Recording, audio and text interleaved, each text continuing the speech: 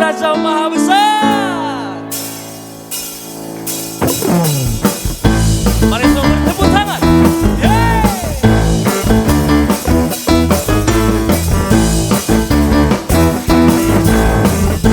Katakan bersama, Raja Maha Besar. Yo. Mari datang menyembah Dia. Lagi. Tuhan Raja Maha Besar. Mari datang menyembah Dia. Everybody, Dia mencipta dari kamu. Hadirat apa?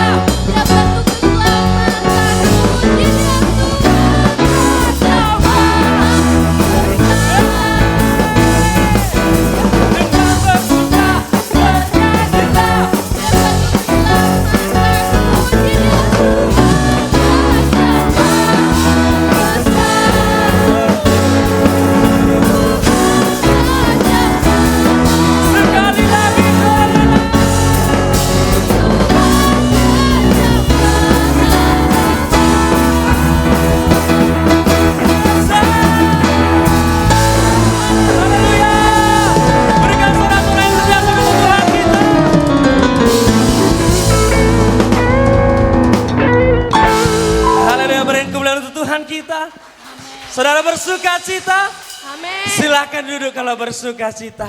Selanjutnya saya serah kepada Bapak Pendeta.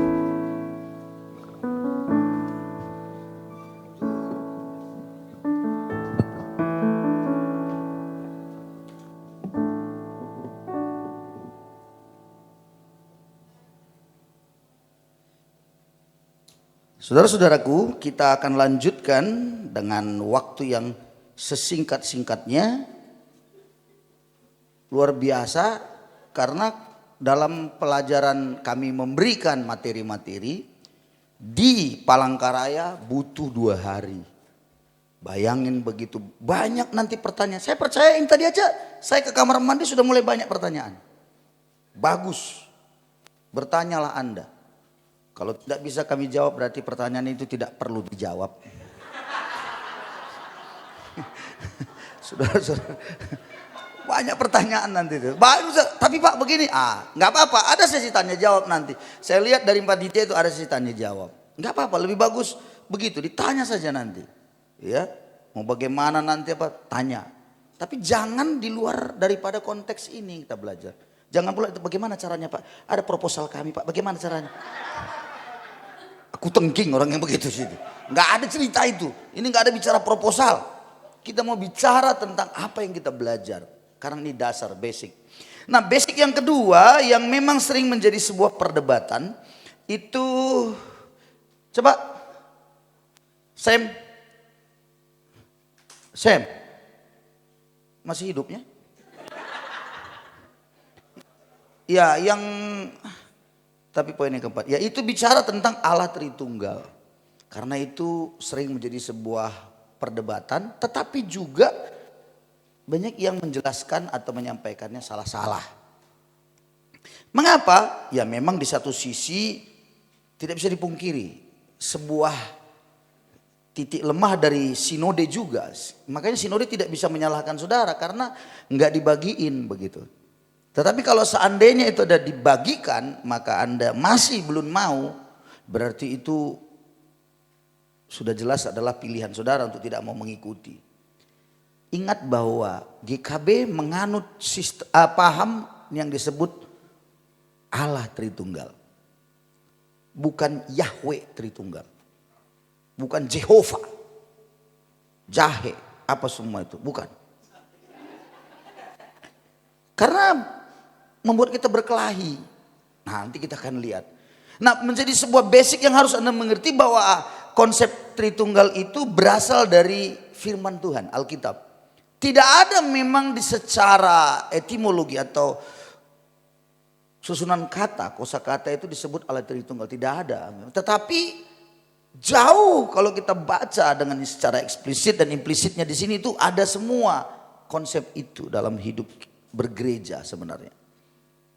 Ingat ya, Alkitab ini firman Tuhan. Katakan amin. Alkitab ini bukan berisi firman Tuhan. Bilang dulu. Alkitab ini firman Tuhan. 2, 3 ya. Bukan berisi firman Tuhan.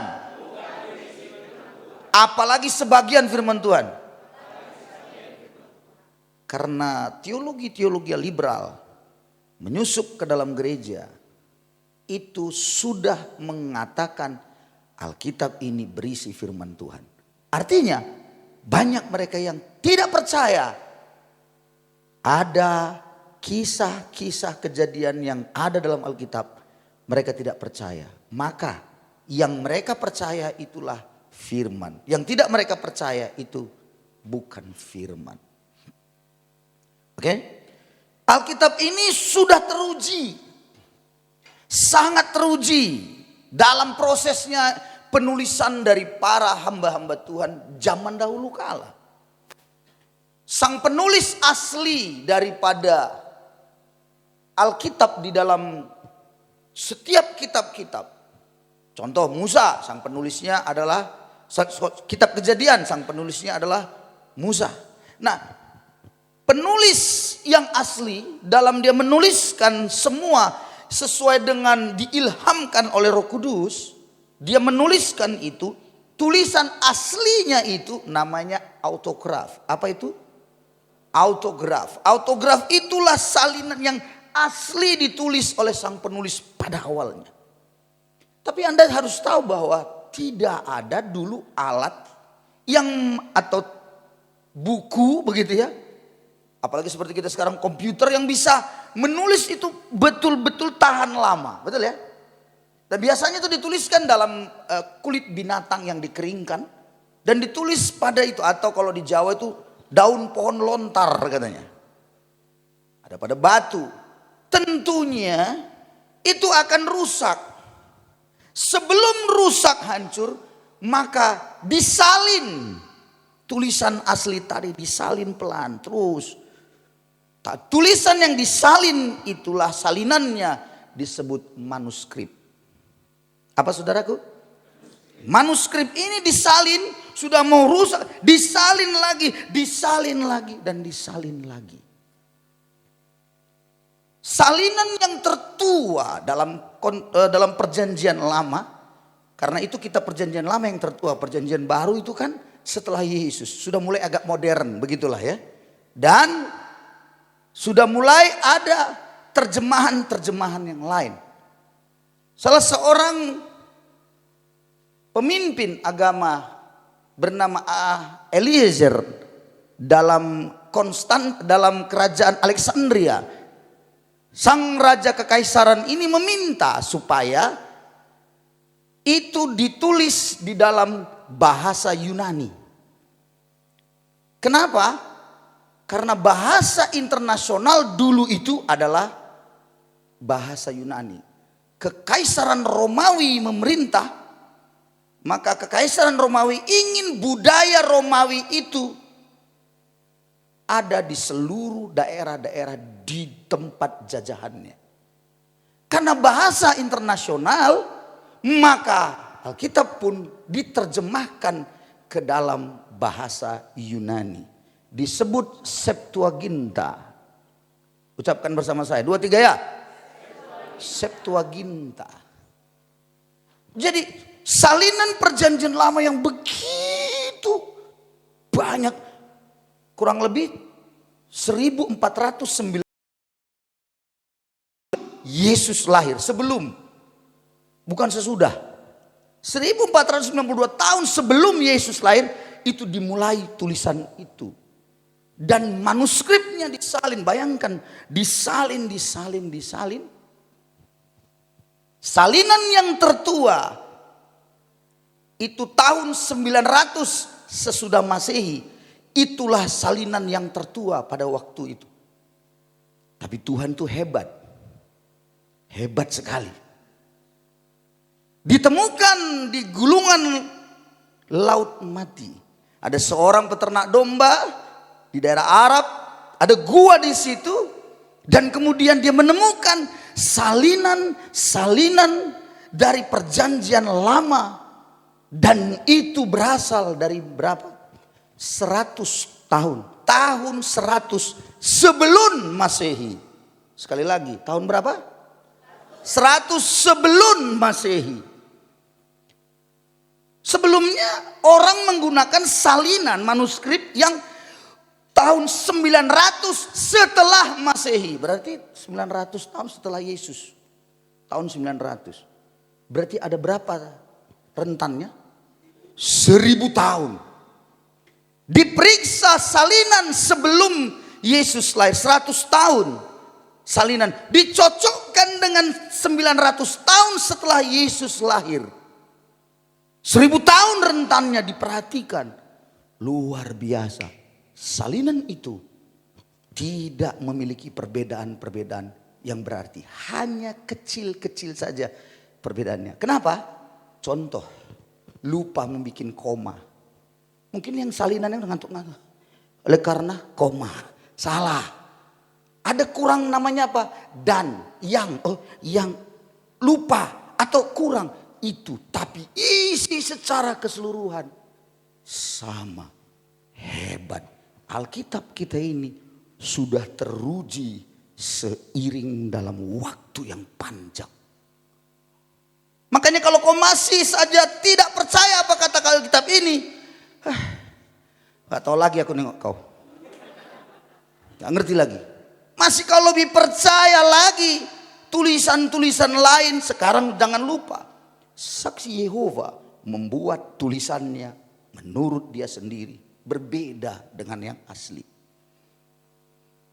Ada orang-orang tertentu, Mormon, Children of God, punya kitabnya sendiri, menggunakan katanya Alkitab, tapi sudah dia buat menurut tafsirannya, terjemahannya sendiri. Jadi saudara-saudara, Alkitab kita luar biasa.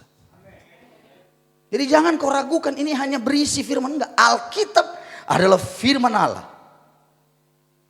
Cuman memang yang membuat jadi perbedaan itu terjemahannya. Apanya? Terjemahannya. Ada orang suka kali pakai nama-nama Ibrani. Yesus Kristus, enggak betul itu. Jadi apa? Yeshua Mashiach, Yeshua Mashiach. Itu bahasa Ibrani, ya itu yang benar. Ku bilang kalau gitu kau gak usah ngomong bahasa Indonesia. Yeshua pakai bahasa Ibrani, kau tinggal di Yahudi sana kau. Ngapain kau di Indonesia? Saya bilang bodoh-bodoh, saya bilang. Sana kau, tinggal di sana, tidur sana, makan di sana, pakai bahasa Ibrani. Yeshua Mashiach. Salahkah pakai nama Yeshua Mashiach? Tidak salah. Tapi memangnya kalau Yesus Kristus salah juga? Tidak. Itulah sekarang gereja-gereja karismatik yang rematik ini udah makin pusing aku dengar. Dan mohon maaf ya, beberapa pendeta-pendeta GKB pun sudah mulai. Aduh. Sudah mulai anginnya pun mulai masuk, udah masuk angin juga. Jangan saudara-saudara. Maka disitulah kita perlu belajar sedikit teologinya. Walaupun tidak banyak, tapi jangan supaya kelihatan bodohnya gitu kira-kira. Berarti saudara-saudara. Jadi kalau ada yang bilang konsep Allah Tritunggal itu tidak ada. Tahukah Anda sekarang ada? Ini direkam ya? Direkam ya? Nanti di-cut ya, nanti saya sebutkan beberapa orang-orang nama ini dipotong. Kalian masukkan Facebook pula nanti kan? Ada satu, suka kali masuk TV. Tidak percaya ini Tritunggal. Kalau saya sebutkan namanya Anda pasti tahu. Dia lebih percaya Dwi Tunggal daripada Tritunggal. Lebih gawat lagi yang saksi Yehova. Roh Kudus bukan Allah. Tapi tenaga aktif Allah. Dan jangan lupa. Ada jemaat GKB yang percaya. Bodoh-bodoh. Itulah bodoh-bodoh itu. Saya mau kita belajar. Fokuskan karena ini agak sedikit. Ayah pakai bahasa Ibrani sedikit apa boleh buat. Kenapa saudara? Ya karena memang harus dicocokkan dengan itu. Karena seringkali bicara nama Allah. Nama Allah itu nama setan. Setannya orang Arab itu kenapa dipakai? Nah, kan begitu kan. Yang benar apa? Yahweh. Kau jangan salah. Sampai hari ini orang Yahudi tidak berani ngomong Yahweh. YHWH yang disebut kata itu tetramageton. Itu tidak bisa sebut saja. Kita pendek-pendekan. Orang karo pula itu. Yahweh. Malu-maluin. Orang karo itu. Orang Nias gimana? Fagel mana sama saja penyakitmu. Salahkah menyebut nama Yahweh? Tidak salah, tapi yang jadi persoalan sering bilang apa? Yang pakai nama Allah setan. Sesat itu, terkutuk karena itu nama setannya orang Arab. Saudara-saudara. Itu yang kadang-kadang saya bingung. Tak dari manalah kawan ini belajar pikirku. Oh Tuhan. Mari kita lihat ya. Next. Berasal. Lanjut. Ini kalimatnya saja dari sisi etimologinya. Katanya ya, katanya. Ya, jadi ada Allah dalam 3 pribadi. Ya. Allah dalam 3 pribadi. Nah, oleh karena inilah orang Islam sering bilang, Allahnya orang Kristen itu berapa? 3. Saya tanya Anda, Allah kita 3 kan? Ya, berapa Allah kita? Sudah tidak bodoh lagi berarti saudara-saudara. Allah orang Kristen itu kita Allah kita 1. 1 bukan 3, 1. Ya, next. Kita lihat next. Ayo cepetan. Karena waktu saya cuman berapa? 2 jam lagi. Cepet. Nah, ini dia, buka terus biar cepat. Karena di sini orang pintar semua. Cepetan. Ini kayaknya harus dipakai ini nih. Ini terlalu lambat ya. Gak bisa juga. Ya. Lihat ini. Istilah yang disebut dengan pribadi. Bapak-bapak gereja kita dahulu. Ya. Punya murid-murid. Yohanes. Sebagai rasul yang paling lama hidup. Dan hidupnya itu, matinya itu normal. Yang lainnya gak normal semua rasul-rasul itu. Matilah dipenggal lah. Thomas ditombak di Karamandel India lah. Ada yang disalibkan terbalik lah. Yohanes punya murid. Murid-murid itu begitu banyak. Ada Polikarpus, Irenaeus. Jadi itu mereka sudah memberikan, bapak-bapak gereja itu dulu. Memberikan sebuah pengertian yang namanya pribadi. Itu dia tunjuk ya saudara. Pribadi itu hipostasis. Mas ini nggak bisa, nggak ada apa ya? Layarnya apa? Bantu saya mas. Bukan tuh yang apa? Lasernya maksud saya. Oke, kasih. Oh iya. Sing tik wae yo.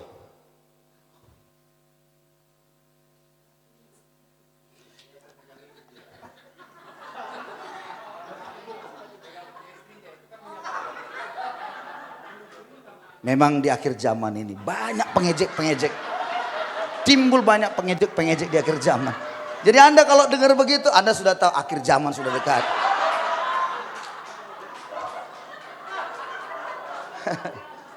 Hipostasis, kata pribadi seringkali ditulis dalam sebuah kata yang namanya bahasa Yunaninya hipostasis. Bukan pribadi, tapi hipostasis. Jadi hipostatis daripada Bapa, hipostasis Yesus, dan Roh Kudus hipostasis. Jadi itu disebutkan hipostasis. Oke, kita lanjut.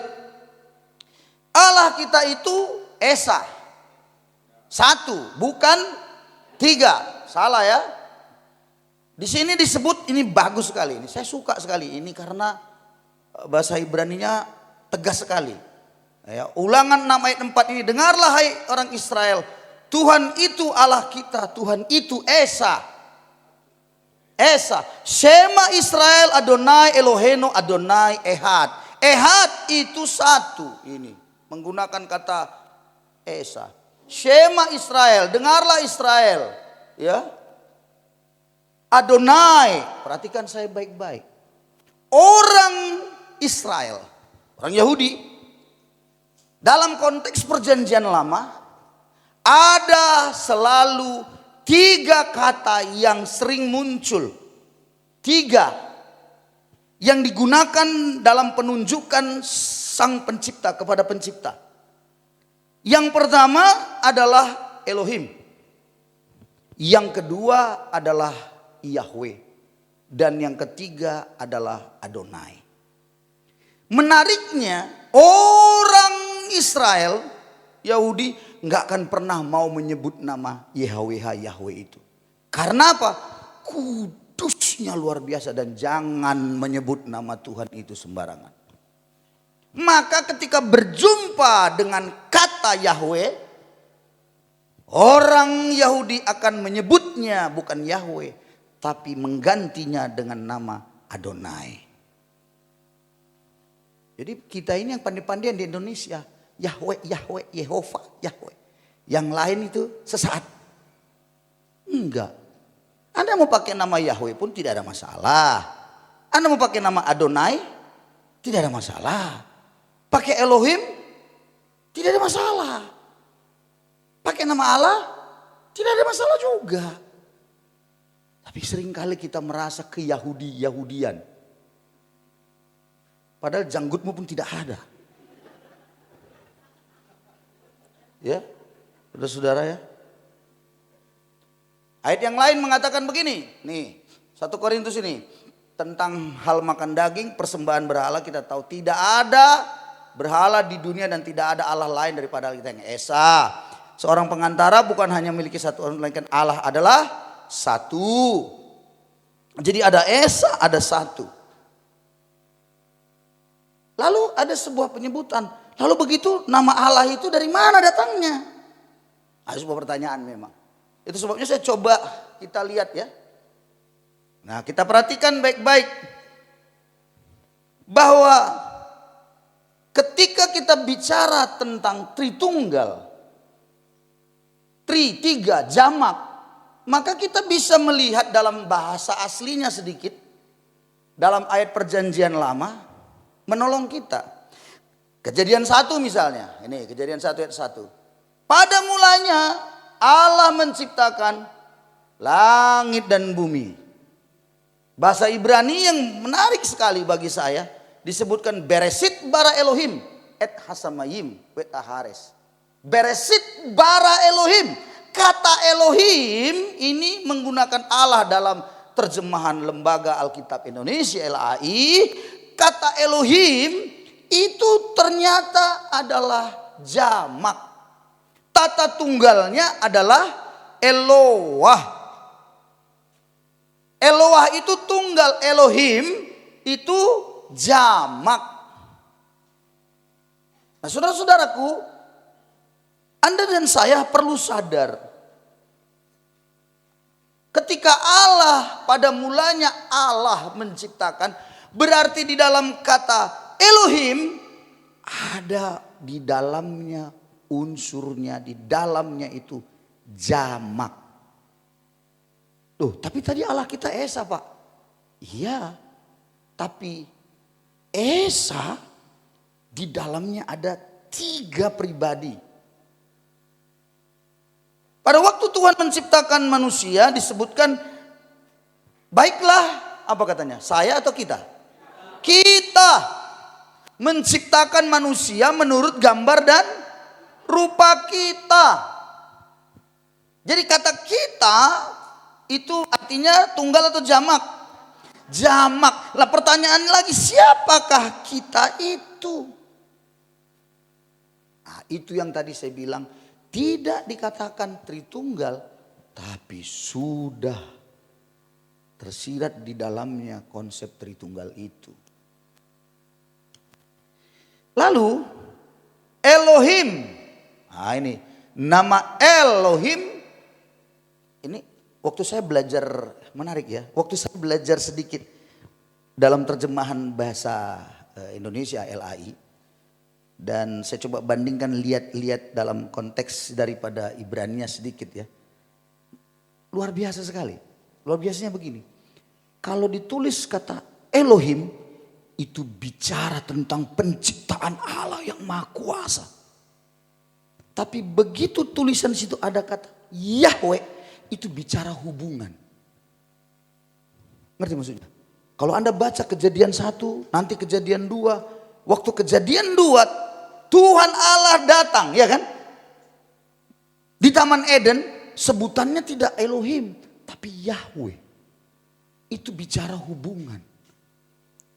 Maka pada akhirnya saya sadar bahwa Yahweh yang disebut, yang dikatakan pada perjanjian lama itu, berinkarnasi Allah itu dalam perjanjian baru karena ingin berhubungan dengan kita.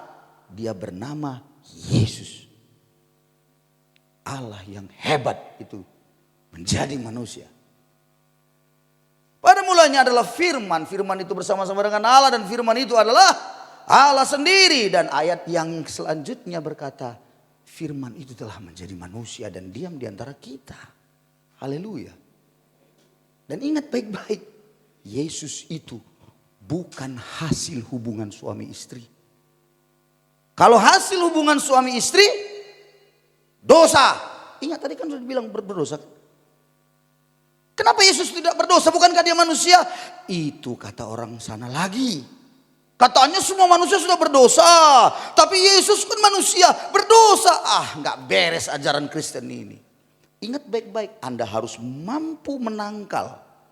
Bahasa yang keren dibilang sebagai seorang apologet. Lakukan pembelaan iman Anda kepada mereka. Sama dengan dibilang salib. Ada setannya, ada jin memanggil-manggil, jin memanggil-manggil. Bagaimana salib, jin memanggil-manggil? Benarkah? Lakukan pembelaan dengan benar. Saya selalu bilang sama mereka, salib itu bicara kasih Allah pada kita. Dia mati di situ. Oh, masuk gini-gini. Kamu tahu ini salib ke atas. Kasihilah Tuhan Allahmu dengan segenap hati, jiwa, kekuatanmu. Kasihilah sesamamu manusia. Pakai bahasa Al-Quran biar dia tahu. Hablu minallah kepada Allah Subhanahu wa taala. Hablu minan nas kepada sesama. Baru sadar dia. Hablu minallah kepada Allah Subhanahu wa taala, itu artinya kau harus punya hubungan dengan Allah. Kau tidak bisa punya hubungan kepada Allah selain melalui Yesus yang mati di kayu salib. Amin. Kuat sikit.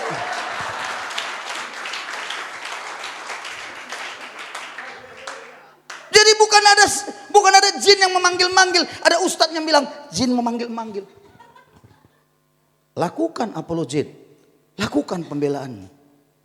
Saya selalu bilang, karena dia mengasihi engkau, sangat menyayangi engkau. Oh, masa aku nggak mau jadi orang Kristen? Siapa bilang saya suruh kau jadi orang Kristen? Orang Kristen menjadi agama Kristen tidak menjamin masuk surga. Tapi kalau kau mengasihi Tuhan, mengapa engkau mengasihi Tuhan nantinya? Karena Yesus, Allah sudah terlebih dahulu mengasihimu. Dia mati di kayu salib. Langsung tanya, maukah engkau hari ini menerima dia? Injil masuk. Haleluya. Amin. Ini enggak. Bicara Injil pun nggak tahu. Apa itu Injil? Injil itu firman. Iya betul. Apa isinya? Ya pokoknya ada dari mulai Kejadian sampai Wahyu. Dengar baik. Bagi yang sudah kuliah pasti tahu. Saya kemarin bicara tentang Injil. Jangan main-main dengan Injil. Apa itu Injil? Markus 1 ayat 1 dengan tegas bilang, inilah permulaan Injil. Yaitu adalah Yesus Kristus adalah Tuhan. Jadi Injil itu bicara Yesus. Roma 1:16 bilang Injil itu kekuatan Allah yang sanggup menyelamatkan. Bukan hanya orang Yahudi tapi Yunani. Maksudnya bukan hanya orang-orang yang Yahudi tapi juga yang di luar Yahudi. Karena memang awalnya Injil itu ditujukan buat mereka. Tapi mereka nolak kan. Jadi saudara-saudara berani. Jangan anggap enteng saudara Injil itu. Maka orang kalau sudah ngerti Injil dia terima iya ya. Sebenarnya aku ini sontoloyo sebenarnya. Aku ini kurang ajar sebenarnya. Aduh, tapi karena Tuhan aku bisa selamat. Maka dia menerima dengan sungguh karena dia seorang sontoloyo datang kepada Tuhan. Tuhan aku sontoloyo Tuhan. Ubahkanlah aku Tuhan. Begitu imannya yakin, saya yakin. Dia akan melakukan perubahan. Bukan karena khotbah pendeta yang keras-keras. Bukan. Tapi sebuah kesadaran akan Tuhan ada dalam dirinya. Maka besok lusa dia tidak akan lagi makan-makan rokok. Dia tidak akan lagi makan-makan kaca, saudara-saudara. Dia tidak akan lagi mabuk-mabuk. Kalau di ini saya minum serang. Sakalite. Lalu dia mulai ngoceh. Hana lesek-lesek tidak dagu.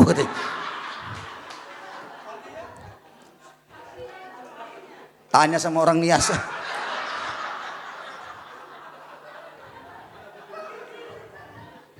Dia akan tobat. Tapi kalau nggak sadar-sadar, nggak tobat-tobat itu sampai dia tahu saudara. Dengarkan saya baik-baik. Adakah orang yang menyanyi lagu rohani begitu luar biasa? Bagus suaranya. Kalau kami di Nias sering ku dengar.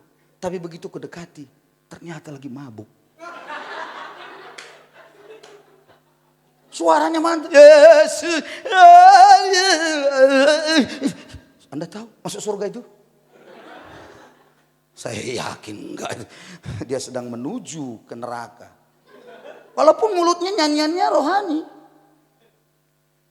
Saudara-saudara, kita harus lakukan perubahan. Hei bapak-bapak pendeta semua.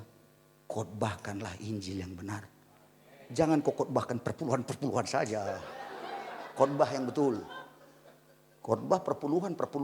Pembangunan, dana pembangunan. Barang siapa yang memberi, diberkati Tuhan 100 kali lipat. Haleluya. Maaf ya saudara nggak nembak, cuma nyindir aja. Harus negara susah.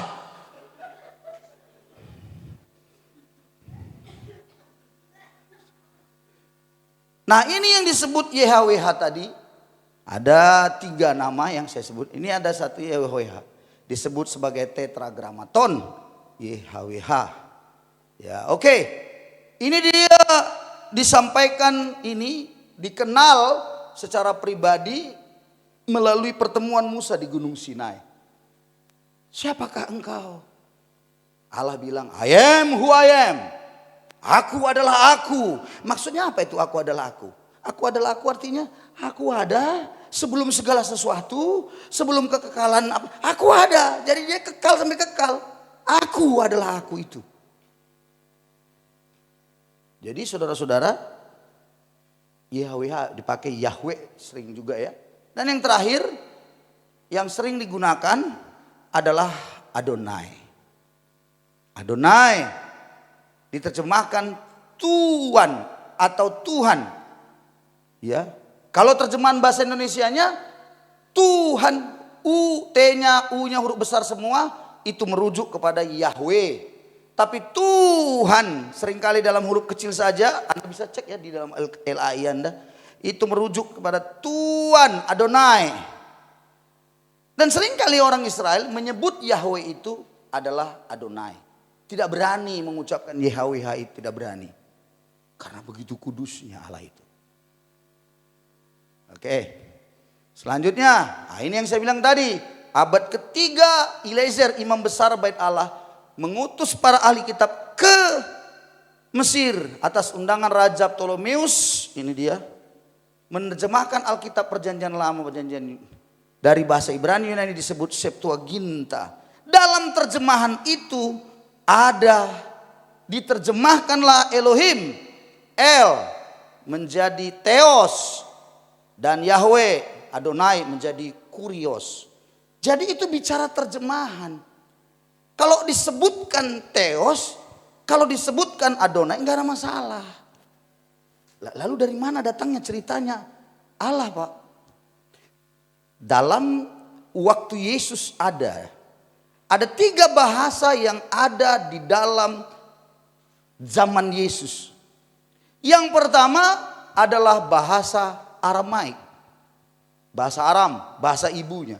Baru bahasa Ibrani, dan kemudian bahasa Yunani. Semuanya bisa dipakai dalam konsep etimologi tadi, kata itu dipakai. Semuanya dipakai. Jadi jangan ada yang bilang harus Yahweh yang paling benar, yang lainnya sesat. Bukan. Tiga-tiganya itu dipakai. Enggak ada masalah. Contoh, dengarkan saya. Waktu Yesus di kayu salib, apa yang disebut? Apa yang dia panggil? Eloi, Eloi lama sabachthani. Apa artinya Eloi? Bahasa apa Eloi itu?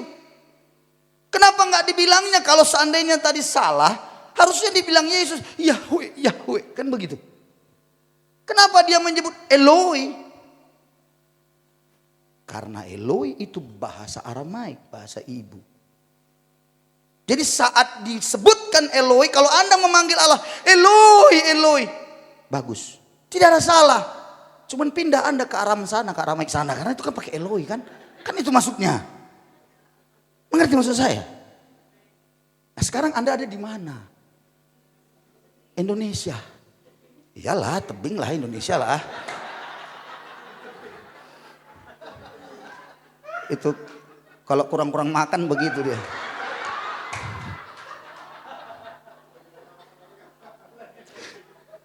Dengar ya, Eloah, bahasa tunggal, Eloah, El unsur El itu adalah Tuhan Allah. Tuhan ya, pencipta. Elohim, El. Maka diadopsi masuk di Arab itu. Arab tidak bisa, jarang menggunakan El tapi Il. Jadi illah, Eloah, illah. Lalu dalam perkembangan kata, perkembangannya nih ya, kata berkembang, Arab itu menggunakan ada kata sandang menegaskan bahwa dia tunggal. Itu al. The kalau bahasa Inggris itu the bird maksudnya ada the. Maka orang di sana kata al. Allah. Sampailah di Indonesia Allah. Tapi pertanyaannya, apakah Allah itu miliknya orang Arab? Tidak. Dalam sepanjang sejarah, ada seorang filsuf Yahudi yang bernama Flavius Josephus. Ini terkenal sekali ini. Ingat ya, Islam ada abad ke-7. Flavius Josephus itu waktu masa Yesus, dialah yang menuliskan bahwa ada seorang yang dipercaya umat Kristen, umat Tuhan itu, seorang bernama Yesus yang disalib. Dia yang menuliskan. Jadi kalau orang Islam bilang mana nggak ada Yesus disalib, kok pakai fakta mana pembuktiannya?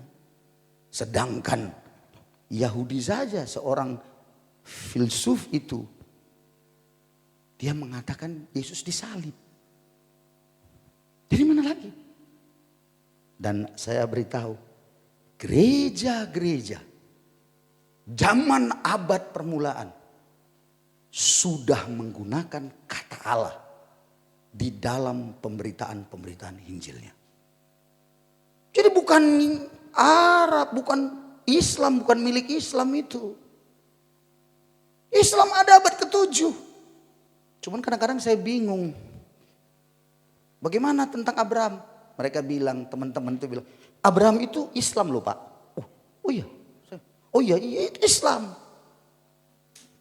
Itu Nabi Salomo, itu Islam juga. Saya bilang, di mana ceritanya ya? Fakta sejarah itu penting. Penting sekali. Jadi kalau Anda ingin tahu semuanya yang namanya doktrin mula-mula, saya berharap belajar kita kepada sumber yang mendekati waktunya. Ngerti maksud saya? Ngerti? Bayangkan sekarang ada muncul teologi tahun 2000, ada yang mengatakan begini. Hati-hati, kau jangan langsung percaya. Harus dikonfrontir atau di-compare ke asal yang mendekatinya. Mendekati itu tahun yang mendekati Yesus. Anda harus lihat. Amin saudara? Maaf ya saudara, saya sudah beberapa kali bertemu dengan pendeta GKB. Ngomongnya ini Pak, saya dapat pelajaran ini yang benar. Makanya jangan pakai nama Yahweh yang benar, Yehova. Oh iya, memang itu nama baik, betul itu. Makanya Pak, ganti tata gereja kita. Tidak boleh pakai nama Allah. Saya bilang ini manusia ajaib. Karena dia tidak mengerti. Baru dia dapat tuh ajaran itu dari mana. Dari mana dia belajar? Dari YouTube. Saudara-saudara, jangan terlalu kau cepat. Ingat ya, menjelang kedatangan Tuhan ini, ajaran makin bengkok-bengkok. Makin gila-gila sekarang. Jangan. Terus, dengar lagi, kita ini hamba Tuhan. Kalau Anda menggembalakan, jangan kau belajar dengan seorang yang kayaknya terkenal, tapi dia penginjil. Maksudnya apa? Kau mau belajar dengan penginjil yang kelihatan ada urapan. Karena memang dia penginjil. Urapan luar biasa. Kau belajar menggembalakan dari dia. Bodoh.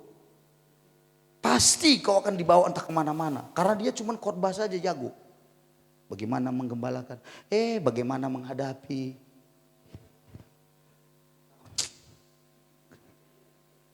Yang kau yang lebih tahu. Udah bicara dari tadi. Udah lebih tahu kan gitu. Lebih parah-parah semua. Udah tahu bagaimana.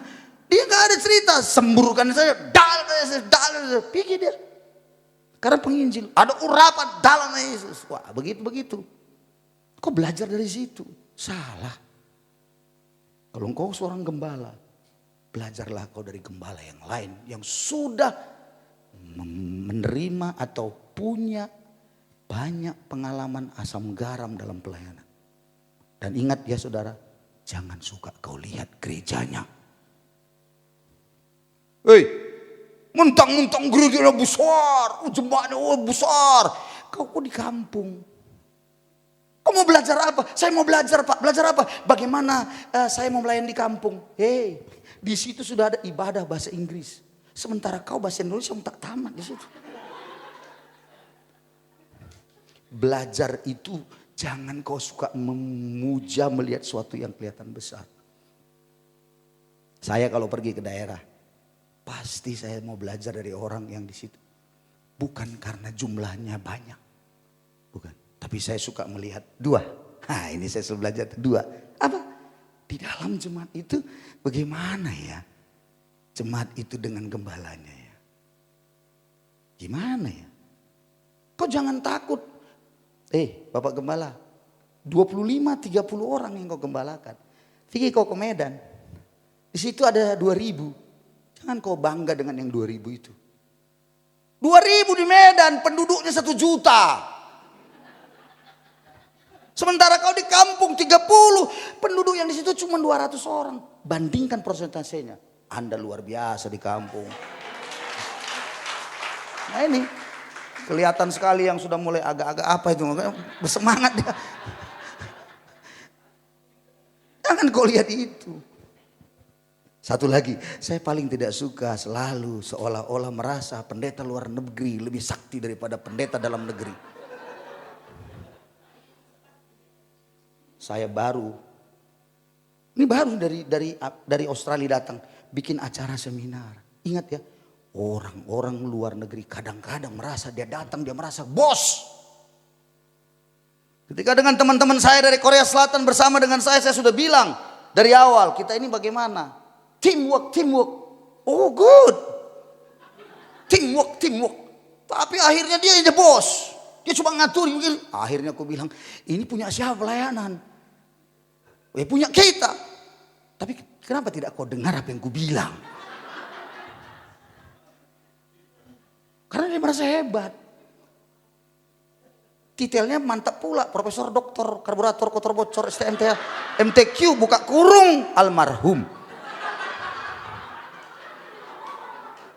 Jangan. Halo, jemaat tebing, jangan kau merasa lebih rendah daripada pendeta Jakarta. Dan kalau datang dengan jas yang berkata, haleluya. Pendeta kampung kayak gini pun luar biasa juga. Kita suka gitu kan melihatnya kan. Kita pikir waduh luar biasa.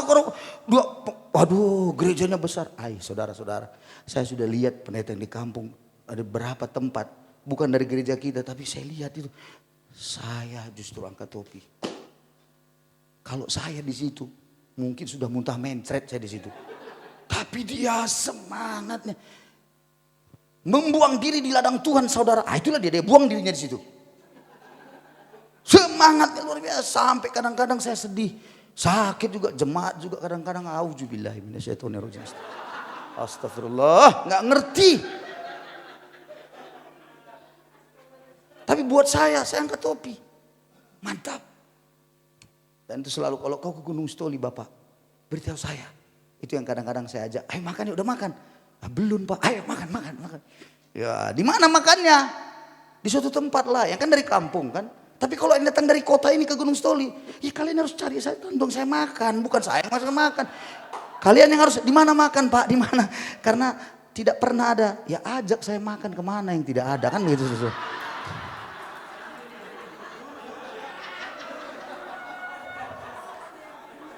Enggak, saya cerita ini kemarin saya senang sekali ajak restoran India. Mana ada di Gunung Stoli orang India. Masih bilang mantapnya restoran orang India. Bayangin makanannya India semua kayak gaya-gaya India. Luar biasa itu. Dan kalau Anda datang ke Nias aku akan sajikan. Yang ada di sini kepala.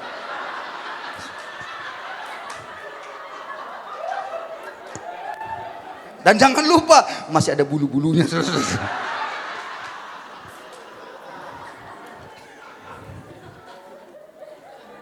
Oke.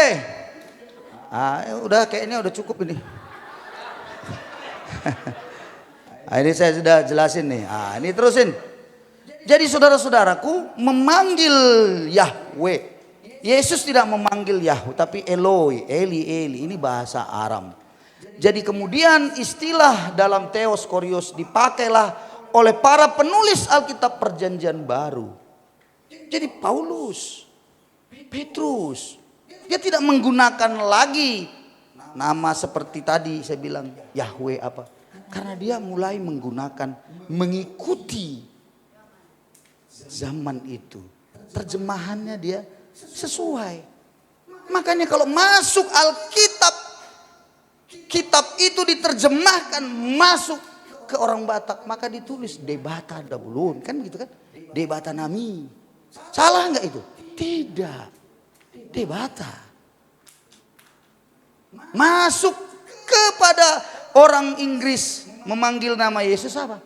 Jesus. Ibrani Yosua Masya, Yesus Almasih. Yesus. Masuk Indonesia Yesus, masuk ke Nias hilang S-nya Yesus. Ya memang begitu, hilang S-nya.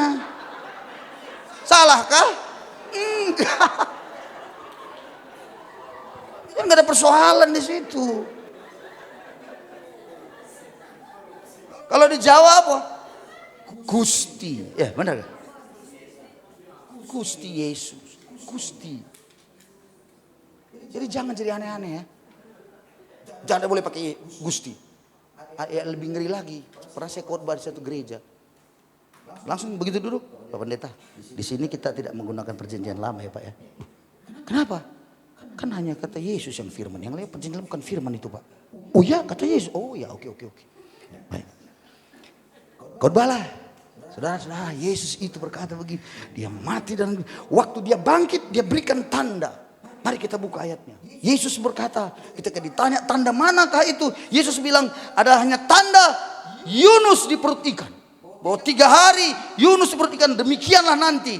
Karena Yesus yang mengatakan Yunus, mari kita buka kitab Yunus. Karena Yesus yang mengatakan, mari kita buka kitab Yunus. Makin bingung dia, nggak bisa salahkan saya. Loh, tapi kan Yesus yang bilang. Berarti kan firman. Maka kitab Yunus, mari kita buka Yunus di perut ikan. Saudara-saudara, makanya firman Alkitab yang dibilang firman itu adalah perjanjian lama dan perjanjian baru. Sudah memasuki era sistem yang disebut kanonisasi. Pemilihan itu. Kanon itu artinya apa? Disebutkan hubungannya ada dengan perjanjian baru. Itu. Tapi Katolik tidak, ada kitab yang lain tambahannya itu. Dan Protestan tidak menganggap sebagai firman. Deuteronika yang ada, belum lagi Katolik, teman-teman di Katolik lebih memelihara tradisi-tradisi gereja. Anda tahu tentang kebangkitan kita? Bagi mereka ada nanti yang namanya memasuki masa purgatori. Purgatori itu pencucian, api pencucian. Jadi kalau kamu nanti ditaruh dulu kamu di mana? Di api pencucian, dicuci-cuci pakai api dulu, baru masuk ke surga.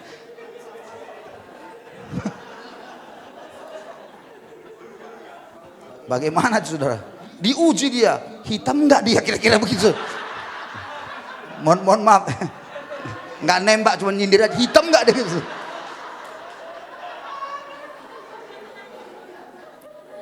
Oh Tuhan, jadi beda-beda ya. Jadi yang mana Anda ikuti? Makanya kita dari GKB sedang memberikan inilah yang harus kita pegang ya. Amin ya. Itu sebabnya berbeda. Yudaisme bersifat sentripetal atau memusat ke Yerusalem. Makanya mereka bangsa Ibrani itu ya, itu dengan menggunakan bahasanya ya, sentripetal ke dalam mereka saja. Arab begitu juga, tapi kekristenan dia itu sentrifugal, artinya menyebar. Makanya nama penyebutannya pun menyebar sesuai dengan gereja lokal, budaya lokal setempat. Amin ya, betul kan? Coba ya jujur, waktu Kisah Rasul turunnya Roh Kudus, saya tanya, berapa banyak bangsa-bangsa yang ada di sekitar situ? Kan banyak yang datang kan? Terus kemudian mereka berkata-kata dalam bahasa mereka, bukan? Jadi bukan cuman Yahweh yang benar, Yehova yang benar, yang lainnya sesat. Ingat Injil itu diberitakan ke seluruh bangsa, bukan Yudaisme yang diberitakan. Masih nggak ngerti lagi? Oh, udah capek aku ini ngeliatin. Jangan kau ikuti, karena begitu banyak bangsa-bangsa. Makanya mereka bilang, kenapa mereka ini kok mereka berbicara dalam bahasa kita? Itu artinya sentrifugal, menyebar ke banyak. Itu sebabnya kau harus menyebar ke suku-suku bangsa. Bukalah pos-pos PI. Jangan kau di situ aja. Itu maksudku. Hanya di situ-situ saja terus menyembah haleluya. Beritakan Injil, keluar. Tepuk tangan keluar. Ini enggak di dalam saja. Haleluya. Kapan kau pergi? Sudah bangga engkau dengan gerejamu yang ada di situ, bangunan begitu. Ingat ya, gereja bukan bangunan. Ntar lagi datang gempa hancur. Bukan itu. Tapi keluar. Didik orang, muridkan, keluar. Cias. Didik lagi, keluar lagi. Cias. Itu gereja. Gereja itu bukan di dalam ruangan ber-AC. Haleluya. Maaf ya saudara. Salah satu Kalau kita mau sungguh-sungguh melihat kitab Kisah Para Rasul, gereja yang mula-mula adalah gereja yang bermisi keluar. Dengar Pak Thomas. Kalau gereja ini tidak bermisi, sebentar lagi jadi ladang misi. Saya nggak mau bermisi, nanti datang orang luar. Akhirnya dibuka gereja baru setengah pindah, GKBP. Apa itu? Gereja Kristen Baitani Perjuangan. Ladang misi. Lalu kemudian nggak bermisi juga, nggak keluar. Pecah lagi, bikin lagi sana. GKBPDI. Apa itu? Gereja Kristen Baitani Perjuangan di Indonesia.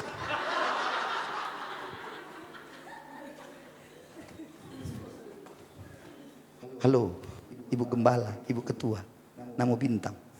Betapa banyaknya bintang-bintang di sana. Rintislah, utuslah orang merintis. Utuslah. Itu sudah, kalau saya mungkin ya itu ditekad begitu.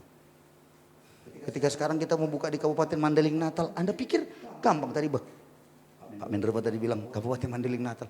Jauh itu ya. Aku nyebrang laut Sibolga. Dari Sibolga lagi masuk lagi 4 jam. Dari situ masuk lagi ke kebun-kebun sawit. Jolok-jolok sawit. Orang itu semua di situ. Saya masuk ke sana. Rasanya gak nyaman. Itu yang benar. Kalau kau sudah keperangkap zona nyaman. Tunggu sebentar lagi kau pasti tumbang. Teruslah. Berhasil lah terus.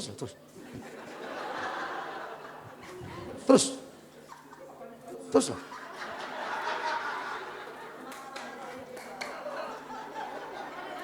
Hanya cuma di dalam, hanya begitu. Apa itu? Mandala. Keluar. Haleluya, tepuk tangan dulu untuk Yesus kita yang luar biasa dulu. Injil harus diberitakan. Begitu. Mohon maaf ya, nggak nembak, cuma nyindir saja karena sudah gawat kita nih. Berapa pos PI yang akan kita buka tahun ini? Ingat BPD Sumbagut. Berapa? Apa? Berapa? Hah? Berapa? Ya, coba mulai pikirkan dengan baik. Pikirkan. Oke. Udahlah itu ya. Udah mengerti, udah hebat itu semua. Karena waktu kita tinggal 2 jam lagi sama saya nih. Lihat ya. Nah, perhatikan. Ini saya sudah. Baik, saya percepat saja. Ini yang menarik. Dalam bahasa Ibrani ada 3 bentuk, ya, 3 macam yang menunjukkan sebuah kata itu tunggal atau jamak. Bahasa Indonesianya itu tunggal dan jamak. Bahasa Inggrisnya itu single dan plural. Tapi Ibrani beda. Dia ada namanya dual, tunggal, dual dan jamak. Dual itu biasanya yang berpasangan, misalnya mata, sepasang mata, sepasang tangan, 2 dia. Maka ketika kata Elohim itu bukan dual lagi, Elohim jamak, berarti mulai dari 3 ini. Nah itu dia dari sisi etimologinya. Oke, nah sekarang kita lihat hipostasis. Jadi ada hipostasis Bapa, tadi kan pribadi kita bilang, ya kan? Tapi bapak-bapak gereja kita tidak mengungkapkan kata pribadi. Bahasa Inggrisnya dibilang being, tapi sebenarnya mengandung memberi sebuah pengertian yang disebut dengan hipostasis. Hipostasis itu apa? Ini. Ya, dalam pengakuan itu hipostasisnya, saya cepat saja. Nah, ini dia. Biar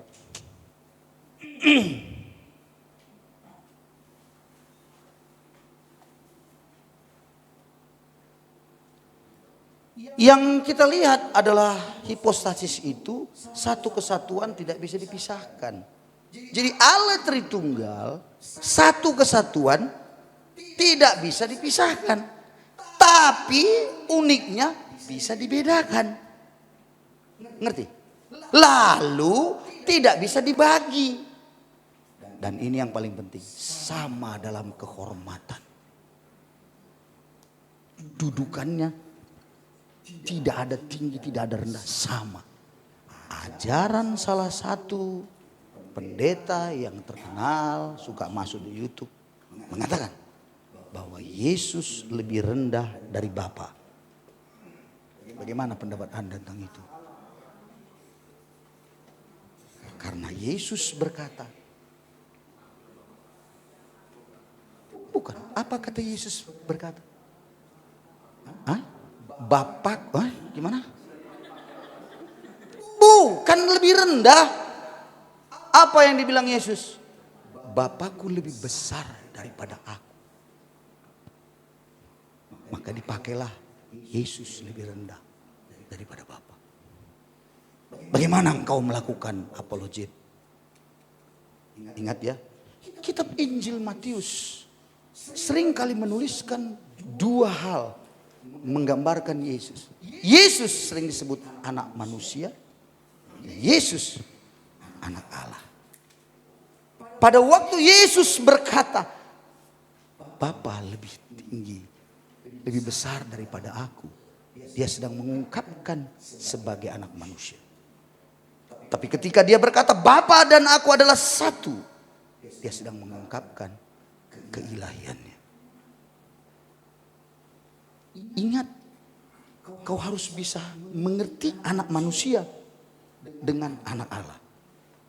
Di dalam dirinya natur dia itu sebagai manusia 100% dan Allah 100%. Ingat baik-baik. Tidak bisa dicampur, tidak bisa, tapi bisa dibedakan. Ingat itu baik-baik. Jangan sampai kita salah. Yesus itu bukan lebih rendah dari Bapa. Dalam keilahiannya sama, sederajat semua. Tidak ada yang lebih tinggi, tidak ada yang lebih rendah. Yang beda cuman fungsi dia bekerja atau cara dia bekerja. Tugasnya mengerjakan sesuatu, tapi derajatnya sama. Halo, ingat baik-baik. Yesus waktu lahir ke dalam dunia, saya tanya, dia manusia? Manusia. Berdosa?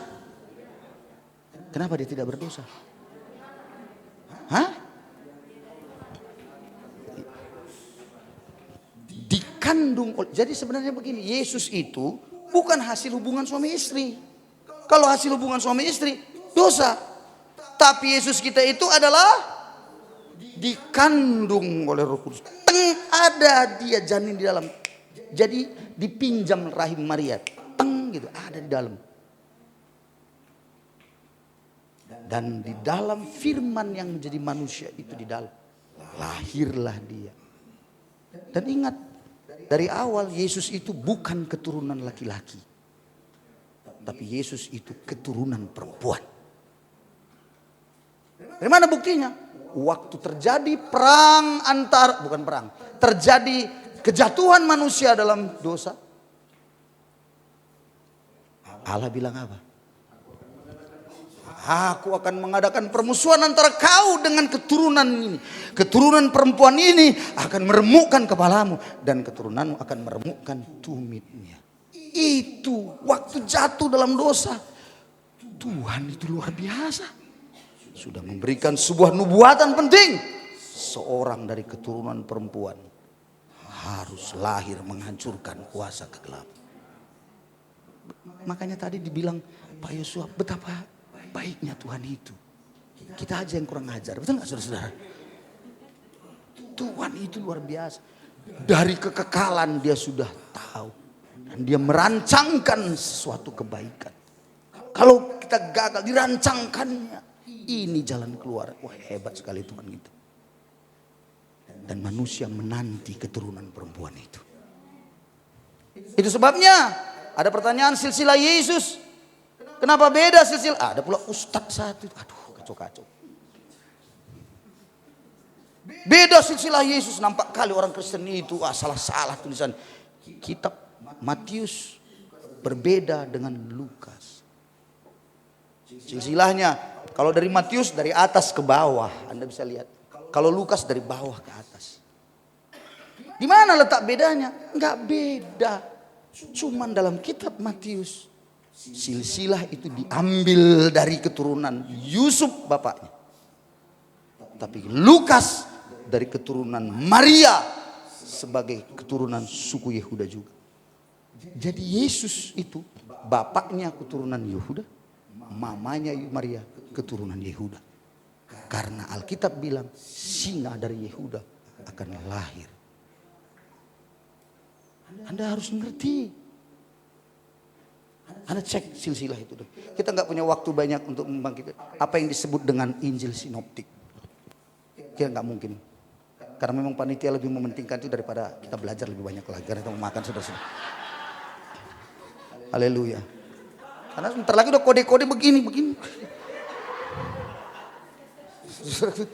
Udah jam 12:30. Mana? Pulang kita? Makan kita ya? Oh bukan pulang ya? Nah, saya rasa udah. Nah, jadi akhirnya ya. Terakhirlah ini. Itu semangat sekali semua ya. Jadi dengar, tanpa kesatuan maka jatuh dalam penyembahan tiga Allah. Kalau dibeda-bedakan berarti Allah kita tiga. Tetapi tanpa juga perbedaan jatuh dalam modalistik hanya satu pribadi saja. Tetapi kalau tanpa persamaan jatuh dalam pemahaman subordinasi. Nah itu tadi. Bapak lebih tinggi dari sini, Yesus lebih tinggi dari sini. Nah, jadi dia masuk dalam unity, diversity, dan equality. Di dalam buku Anda itu ada saya. Itu di situ dibuat gambar, diambil dari guru teologi ya. Ada di situ gambarnya ya. Nah, itu ada di situ. Anda bisa lihat. Di situ bisa lihat. Di Westminster Shorter Catechism Anda bisa lihat di situ. Kalau begitu ada pertanyaan lain lagi. Bagaimana kita bisa menjelaskan sama orang Pak tentang Allah? Saya bilang pada mereka dan kita ingat baik ya. Kalau kita mau membuat atau menjelaskan dengan sempurna tentang Allah itu tidak mungkin. Halo, barang siapa yang bisa menjelaskan dengan sempurna sekali Allah itu, saya beritahu, yang Anda ajarkan itu bukan Allah. Kalau sempurna Anda tahu semua tentang Allah itu, berarti yang Anda sampaikan itu bukan Allah. Karena Allah kita, macam mana? Kita ini diciptakan, betul? Dia pencipta, betul? Otak kita cuma di dalam segini, betul? Itu pun kalau ada, ya kan di dalam begini kan? Nanti maksudnya saudara-saudara. Oh, Allah itu luas sekali. Kita cuma datang segini, otaknya cuma segini, saudara. Itu pun kalau ada. Jangan-jangan taruh di sini, saudara-saudara. Bagaimana? Otak kita, nggak mungkin otak kita yang kecil ini mampu mengerti tentang Allah yang begitu besar pencipta. Nggak mungkin, nggak bisa kita jelaskan detail. Seorang filsuf Inggris bersama John Locke berkata, filsuf Inggris bilang manusia itu ada dalam berbagai hal pengetahuan itu ada tiga macam. Ada yang rasional, masuk akal. Kontra rasional, tidak masuk akal. Tapi ada yang supra rasional, di luar batas. Itu yang kata Alkitab. Hendaklah damai sejahtera Allah yang melampaui, bukan tidak masuk akal, melampaui segala akal itu melingkupimu senantiasa. Ya, tidak mampu kita. Jadi bagaimanapun kau menjelaskan tentang tidak mampu. Lalu bagaimana supaya kita bisa? Jalan satu-satunya. Kembali tadi yang diajarkan. Kau harus percaya Yesus sebagai Tuhan dan Juru Selamat. Baru kau bisa mengerti. Noah, tepuk tangan buat Yesus kita. Haleluya. Terima kasih Tuhan berkati. Saya serahkan kembali kepada yang berwajib.